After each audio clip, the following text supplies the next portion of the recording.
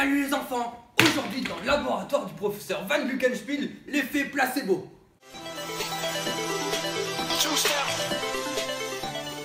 Mais l'effet placebo, qu'est-ce que c'est? Moi je sais.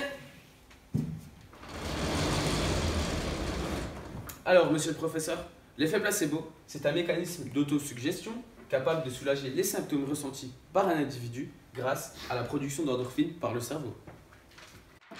Ouais, en gros on trompe ton cerveau. Alors l'utilisation de l'effet placebo se fait par exemple en médecine, avec l'utilisation de médicaments placebo sans principe actif, donc sans effet administré au patient.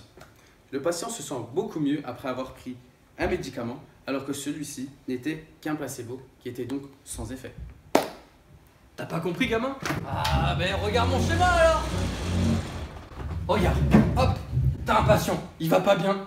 Eh là, qu'est-ce qu'elle fait, infirmière? Elle va chercher un médicament. Bah elle en a pas, tu vois. Donc elle prend un placebo, elle donne au patient, et bim! Il va bien, t'as vu, il va mieux.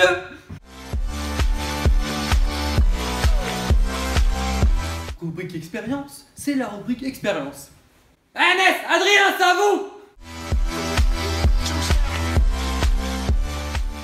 Bonjour.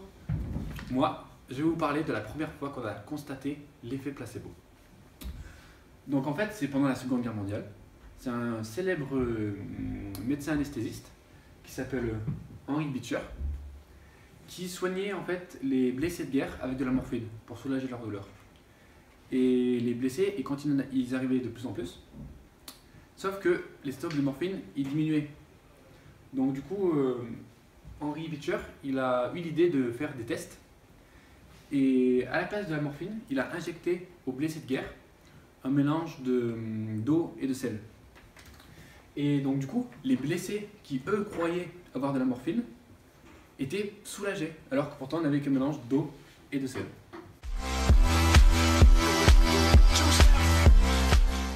Autre exemple de l'effet placebo, l'effet de Pavlov. Pavlov décida de sonner une cloche à chaque fois qu'il allait nourrir son chien. Le chien entendait donc la cloche à chaque fois qu'il allait être nourri. Au début, le chien entendait la cloche, voyait la viande, salivait et était nourri. Mais alors que les semaines passaient, Pavlov réalisait que le chien se mettait à saliver au son de la cloche. Le chien avait donc associé le son de la cloche au fait d'être nourri. Et ayant compris ça, il se mettait à saliver avant même de voir la viande. L'anticipation seulement de la viande était suffisant pour créer une réaction physiologique de salivation.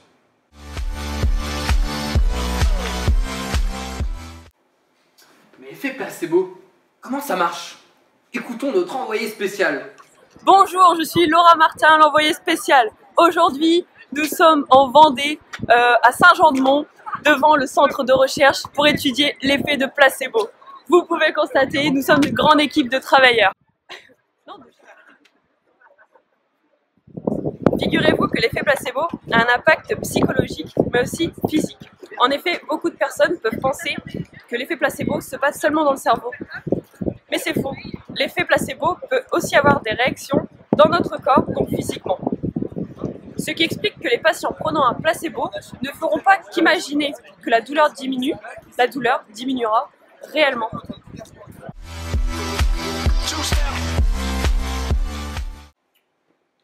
Rubrique quotidienne. C'est la rubrique quotidienne.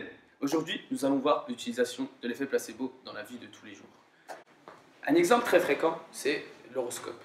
Si, en consultant mon horoscope, je suis Verseau, mon horoscope me dit que je vais rencontrer l'amour aujourd'hui. Inconsciemment, toutes les personnes que je vais croiser dans ma journée, je vais les regarder, de sexe féminin, de préférence. Je vais les regarder en pensant que c'est elles, alors qu'il n'y a aucune raison de le faire. Et c'est ça l'effet placebo. Rubrique entreprise, c'est la rubrique entreprise. Bon, voyons avec une petite expérience maintenant l'influence des marques, entreprises, sur nos goûts et nos préférences. À gauche, un vin bas de gamme de Lidl. À droite, un Beaujolais 1888 Châteauroux haut de gamme.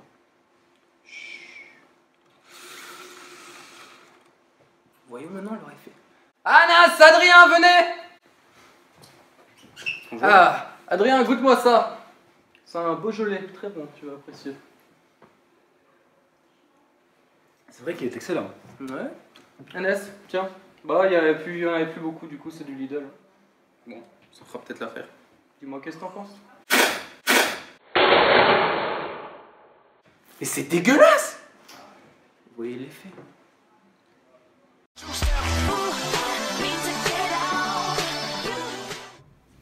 Donc nous avons pu voir par cette expérience que Anas n'appréciait pas le vin de Lidl alors qu'il avait goûté du Beaujolais. Et à l'inverse, Adrien a apprécié le vin de Lidl en pensant que c'était du Beaujolais. Vous voyez l'influence des marques sur notre goût et notre préférence. La vidéo est maintenant terminée. Nous vous remercions de votre écoute, de votre attention. Et nous vous souhaitons une très belle soirée.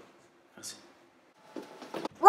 Merci les enfants, c'était le professeur Vlad Buchenspiel et la semaine prochaine, nous verrons